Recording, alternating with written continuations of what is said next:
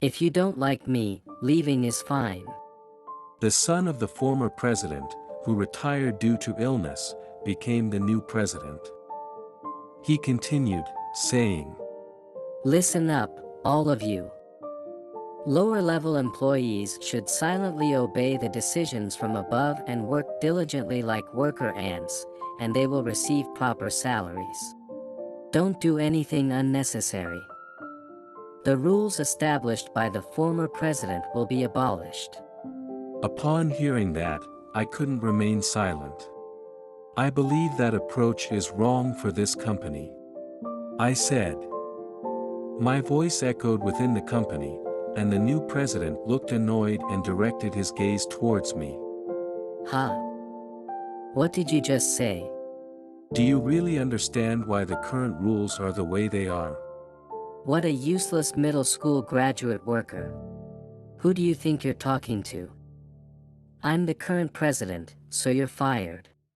Without any room for discussion, I left the company without offering any rebuttal. And 3 days later. Do you have someone you respect? This question, which everyone must have been asked multiple times in various situations like education, part-time jobs, and employment. Parents, family, close people, historical figures, who would you imagine? Without hesitation, I answer, Mr. Sergey. Mr. Sergey was my tutor from over 20 years ago when I was in junior high school. Concerned about my dislike for studying, my parents forced me to attend his cram school. Looking back now, I can understand that it was an expression of their love, but at that time, it was nothing but a nuisance to me. I pretended to go to cram school, skipped classes, and even slept through the sessions when I did attend. I believe I caused Mr. Sergey a lot of trouble. However, he never treated me coldly or lectured me, despite knowing that I was slacking off. He always spoke to me with the same gentle tone, and that made me feel comfortable. Since studying became enjoyable under Mr. Sergey's guidance, my grades improved dramatically, and I was even told that I could enter one of the top high schools in the prefecture. My parents didn't have such high expectations, so they were extremely surprised.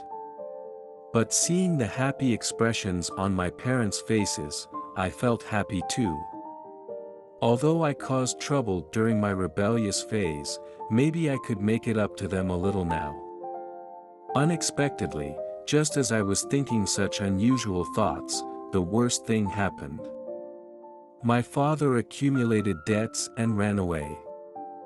Left behind were my mother, who had been a housewife since I was born, and my younger twin brothers. There was no way I could afford to pursue further education, and right after graduating from junior high school, I had no choice but to start working. My mother kept apologizing repeatedly, even though it wasn't her fault. And it made me feel even worse, thinking that I was the one who ended up in such a pitiful situation. During that difficult time, Mr. Sergey supported me. Pity is determined by the human heart. No matter what adversity one faces, as long as their heart is healthy, there is no need for pity. Move forward confidently without regretting your choices. In this day and age, some may call it a matter of willpower.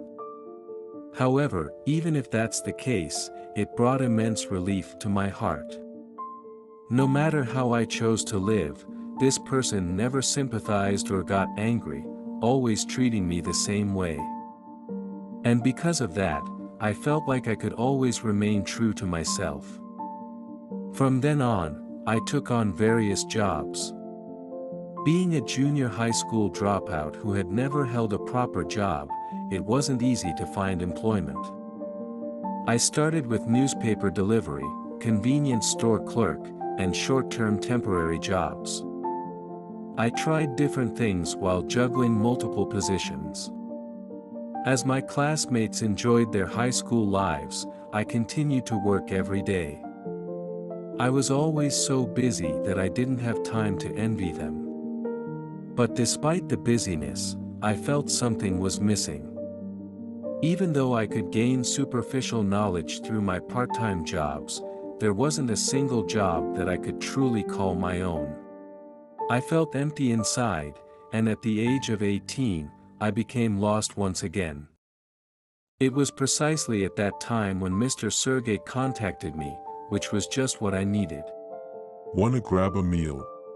We don't see each other at the cram school, and I haven't reached out while I've been contemplating my troubles.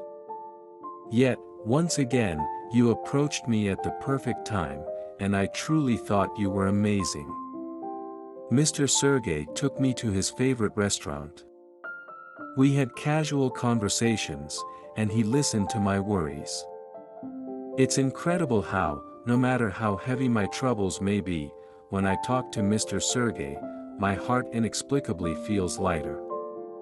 I'm so glad I got to see him today. Just as I was thinking that, an unexpected statement came from his mouth. Actually, I have something to discuss with you. Of course, I was surprised. I'm over 20 years younger than Mr. Sergey, and I have far less experience. Is there anything I can do to help him? I couldn't think of anything, but I wanted to do whatever I could if it meant being of assistance to him. What is it? Nervously, I asked, and he replied. I'm planning to start my own company. Would you like to work together? Every word of that was unexpected, and I was truly astonished. Huh? Are you quitting cram school? Does that mean you'll be the CEO of your own company? And me? Am I suitable? I've only done part-time jobs. Seeing me bombard him with every question I could think of, Mr. Sergey laughed. Then he answered patiently. Starting my own company has been a dream since I was young, and I worked at the cram school to save up funds for it. In the company I build, my goal is not only to do good work and make it grow, but also to ensure that each person feels positive, finds joy and fulfillment in their work. That's what I want to prioritize above everything else. I want to create a place where it's not normal for people to reluctantly go to work every day in their lives. That's why I want to gather high-spirited and compassionate individuals who can not only get along well but also push each other to grow. It was a bit challenging for me to understand completely, but that's the general idea. I think. Those ways of thinking felt very much like Mr. Sergey, and I thought it was truly amazing. However, precisely because of that, I had a great deal of confusion about whether I belonged in such a place. Honestly, I could only see myself as a burden. But when I expressed my concerns, Mr. Sergey laughed heartily while sipping his beer. Don't worry.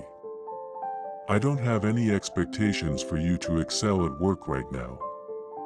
What I value is your determination to follow through once you decide to do something, your genuine care for your family. Those are the talents I see in you. Talents. I had never thought that such talents existed within me. But when Mr. Sergey said it, it made me believe that maybe I truly had something remarkable about me. With that in mind, at the age of 18, I started working at the company Mr. Sergey had established. From then on, time flew by in an instant. I learned the basics of being a working professional, how to answer phone calls, and how to use a computer. At first, it was a struggle to remember all these things. But before I knew it, I had become a senior to some of the newcomers, and my proposed plans were being adopted in meetings. Gradually, I started to feel a sense of fulfillment. Throughout it all, Mr. Sergey remained the same Mr. Sergey. Even though we started working together and became president and employee, nothing changed. Well, one thing did change. He told me not to call him teacher anymore and asked me to address him more casually. Other than that, Mr. Sergey remained Mr. Sergey. And before I knew it, I had turned 35 years old. Mr. Sergey was 60. Retirement age was still far away, and I couldn't even imagine him quitting his work when he reached that point. So, I believed that we would continue working together for a long time. However, Mr. Sergey got a disease and had to retire as president. He said it wasn't a big deal, but I was honestly worried since he had to stay in the hospital for an extended period. But If you have time to worry about me, focus on doing good work as an employee. I guess he would definitely say something like that. So, without dwelling on my worries too much, I decided to continue as usual. And the new president was taken over Mr. Sergey's son, Mr. Cedric. He was the same age as me, and joined the company after graduating from university. On paper, I was technically his senior, but he didn't seem to have any intention of treating me as such. On the contrary, he enjoyed teasing me, labeling me as a middle school graduate and such. Well, it was true that I never finished high school, and I had no intention of arguing with him. But the way Cedric behaved changed the atmosphere within the company. He nitpicked over trivial matters, intentionally choosing words that would hurt others. The junior employees who joined after him completely shrank in his presence. The ideal human relationships that Mr. Sergey used to talk about seemed to have drifted far away. Wasn't Mr. Sergey aware of this? Even when he was just an employee, there was already an unsettling atmosphere within the company. What would happen now that he became the president? I was genuinely worried. I'm the president now, so things won't be as easygoing as before. You will follow my way. Cedric said during the morning assembly, shortly after assuming the position. And it seems like everyone has been working on projects of their own choice, but this isn't a school. We'll determine suitable assignments and implement a system for it. With such a unilateral change in company rules and practices, the office naturally became unsettled. However, if you don't like it, you're free to leave. When Cedric said that, silence fell over the room. He continued. Fine, that's how it is. It's become a norm for everyone to be entitled because my father handled things so haphazardly, but that's unacceptable. Listen, all of you. The lower ranks should silently obey the decisions made by the higher-ups and work diligently like ants. If you do that, you'll receive proper compensation, so don't do anything unnecessary. The tasks assigned by the higher-ups should be carried out by those lower down. That's how a normal company operates. We'll abolish the ridiculous rules made by the previous president. We're going to improve everything from now on. Upon hearing his words, I couldn't stay silent any longer. Improve? Isn't it a mistake to call it a change for worse? I believe that the way you're approaching things in this company is wrong. My voice reverberated within the office, and Cedric, clearly irritated, directed his gaze towards me. What did you just say? With a provoking expression on his face, I decided that I couldn't hold back any longer. I'll say it as many times as necessary. What you're trying to do, Cedric, is not improvement but deterioration. And you're criticizing the previous president as if he was careless and just fooling around, but do you truly understand why the current rules and practices are the way they are? If you want to change everything with a full understanding, can you please provide the employees with solid reasons that they can truly accept? Cedric, showing even more frustration, abruptly placed the documents he was holding onto the desk and walked towards me.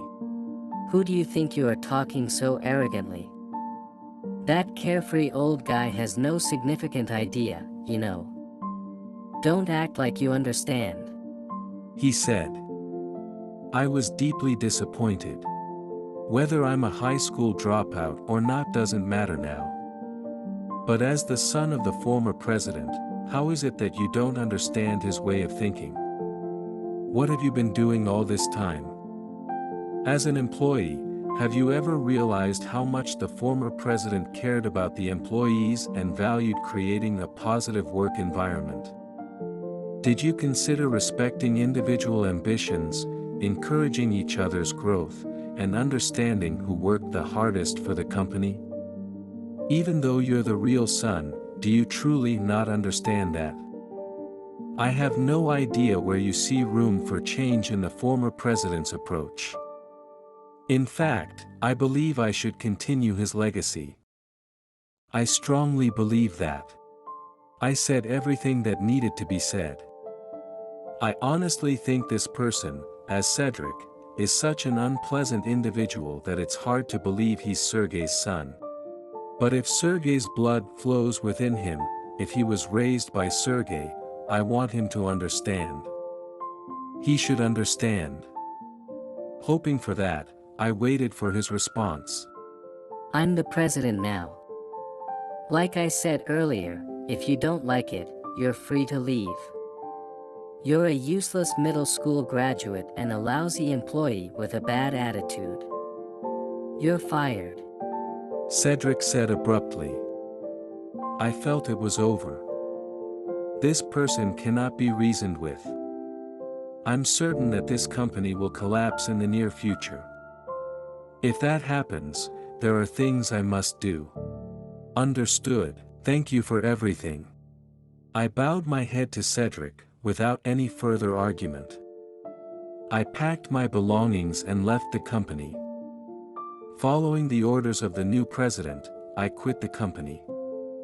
Cedric seemed quite surprised by how readily I accepted being fired, but I had no intention of going back, and 3 days later, I found myself in a certain room in the hospital. Sergei, are you awake? Softly opening the door and speaking, Sergei, lying in bed, replied. Yeah, I'm awake. He remained lying down, but his voice sounded energetic, which eased my worries. I brought you some snacks, please have them whenever you feel like it. I placed the shopping bag on the shelf, and Sergei laughed, saying, Hey, I can't eat that much. Sergei was still Sergei. I sat down on a chair and spoke. Regarding that matter, everything is prepared. Upon hearing that, Sergei said with a hint of apology. Ah, thank you. I'm sorry for putting you through all this trouble. No. How many times have you helped me, Sergei? Compared to that, this is nothing. As I emphasized my point, Sergei smiled gently. This expression felt slightly different from the Sergei I knew, and I had a bad premonition, so I pretended not to notice. Sergei then returned to his usual self. Well then, I'm counting on you. I'm confident that you can handle it. He encouraged me, and I replied. Leave it to me, I'll come back to give you an update. Saying that, I left the hospital room. Following the discussion I had with Sergei, I proceeded to carry out a certain task.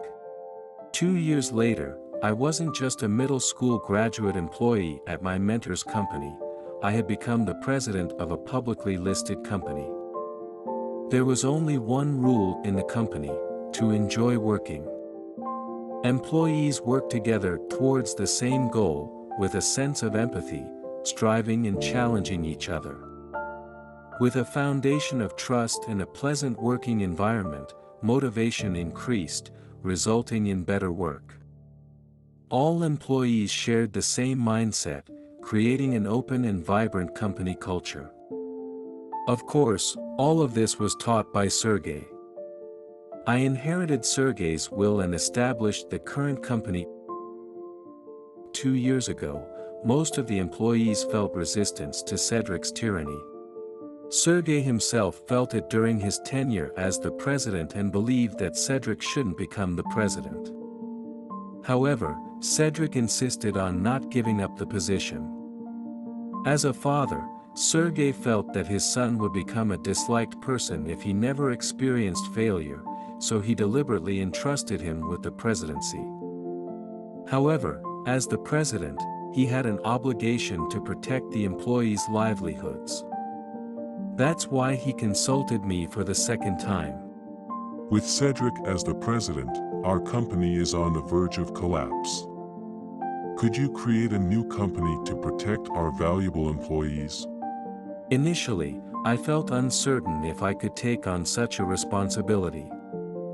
But then Sergei said, "But you're my student, right? You resemble me the most." Those words gave me confidence. Moreover, I realized that what Sergei had taught me was also important to me, and I found the most fulfillment in protecting it. With Sergei's assistance, I established a new company. Upon hearing the news, most of the employees joined my company, and Sergei's previous company effectively went bankrupt. Cedric, witnessing all the employees leaving, finally seemed to realize his mistake. He went overseas to study business from scratch. There were days when he experienced failure and isolated himself at home, but he quickly recovered and embarked on a journey of learning. I couldn't believe Sergei and Cedric were father and son. I had thought that at times, but their swift recovery and proactive nature were strikingly similar. Then, on the night that Sergei passed away, the day after I visited him in the hospital, my predictions proved true once again. It's not that I wanted my premonitions to be right, whether they were positive or negative. That gentle smile that seemed somewhat melancholic was perhaps a farewell greeting. When I heard that Sergei had passed away, tears couldn't stop flowing. But I couldn't afford to be down. I had a responsibility to protect the employees whom Sergei cherished. So, I immediately faced forward and tirelessly continued the path I had been on until now. The future is uncertain, but for now, I believe I am carrying on Sergei's will. And somehow, I have a feeling that everything will be alright from now on. That's the premonition I have.